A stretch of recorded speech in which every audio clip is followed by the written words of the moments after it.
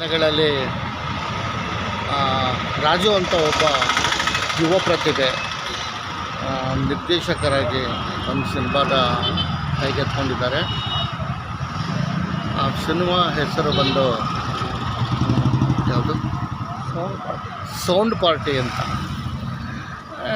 Sound party ಅಂತ ಅಂದರೆ mostly ಎಲ್ಲರಿಗೂ ಗೊತ್ತಾಗ್ಬಿಡುತ್ತೆ. ತುಂಬ ಚೆನ್ನಾಗಿದೆ, ಹೆಸರು ಚೆನ್ನಾಗಿದೆ. ಆಮೇಲೆ ಅದರ ಸಬ್ಜೆಕ್ಟು ತುಂಬ ಚೆನ್ನಾಗಿ ಆರಿಸ್ಕೊಂಡಿದ್ದಾರೆ. ಒಳ್ಳೆ ಸಬ್ಜೆಕ್ಟ್ ಇದೆ.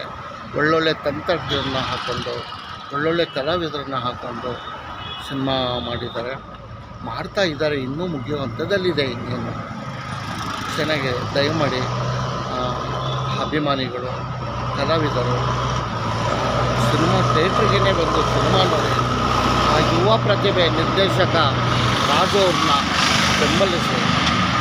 ನಿಮ್ಮಗಳಿಂದನೇ ಒಂದು ಸಿನಿಮಾ ಮಾಡಿದ್ರೆ ಒಬ್ಬ ನಿರ್ದೇಶಕ ಯಶಸ್ವಿ ಆಗಬೇಕಾದ್ರೆ ನೀವುಗಳೇ ಮುಖ್ಯ ಕಾರಣ ಆಗಿರೋದ್ರಿಂದ ದಯಮಾಡಿ ನೀವು ಥಿಯೇಟ್ರಿಗೇ ಬಂದು ಸಿನಿಮಾ ನೋಡಿ. ನಮ್ಮ ನಿರ್ದೇಶಕರು, ತಂತ್ರಜ್ಞರು, ಕಲಾವಿದರು ಎಲ್ಲರನ್ನೂ ನಾನು ಆಶೀರ್ವಾದ ಮಾಡಿ ಬೆಂಬಲಿಸ್ತೀರಾ ಅಂತ ನಂಬ್ಕೊಂಡಿದ್ದೀನಿ.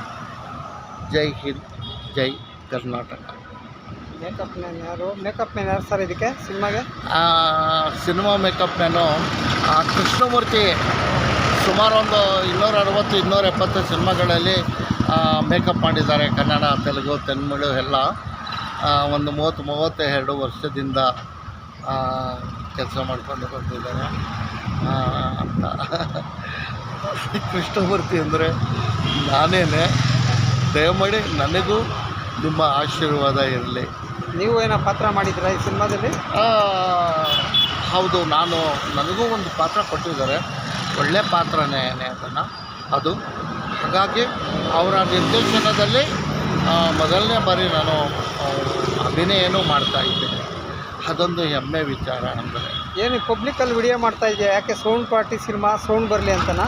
ಹಾಂ, ಅಂದರೆ ನಾನು ಕೇಳಿದೆ, ಒಂದು ಆಫೀಸ್ನಲ್ಲೋ ಅಥವಾ ಮನೆಯಲ್ಲೋ ರೂಮಲ್ಲೋ ಎಲ್ಲ ಮಾಡೋಣ ಒಂದು ವಿಡಿಯೋನ ಅಂತ ಅಂದಿದ್ದಕ್ಕೆ, ಇಲ್ಲ ಸ್ವಲ್ಪ ಸೌಂಡ್ ಪಾರ್ಟಿ ಅಂದರೆ ಡಿಸ್ಟರ್ಬೆನ್ಸ್, ಅದಕ್ಕೆ ಸಂಬಂಧಪಟ್ಟ ಹಾಗೇ ನಾವು ಪಬ್ಲಿಕ್ ರಿಲೇಷನ್ ಇದು ಇಟ್ಕೊಂಡೇನೇ ಒಂದು ವಿಡಿಯೋ ಮಾಡೋಣ ಅಂತ ಅಂದರು. ಹಾಗಾಗಿ ನಾನು ಅದಕ್ಕೆ ಹೋಗ್ಕೊಂಡು ಇಲ್ಲಿ ರೋಡ್ ಸೈಡು ಒಂದು ವಿಡಿಯೋ ಮಾಡ್ತಾಯಿದ್ದೀನಿ. ಏನೇ ಸರಿ ತಪ್ಪು ಎಲ್ಲ ಇದ್ದರೂ ಅದನ್ನು ತಮ್ಮ ಹೊಟ್ಟೆಗೆ, ತಮ್ಮ ಪಾದಕ್ಕೆ ಹಾಕ್ಕೊಂಡು ನಮ್ಮ ಈ ಸಿನಿಮಾ ತಂಡನ ದಯವಿಟ್ಟು ಆಶೀರ್ವಾದ ಮಾಡಿ.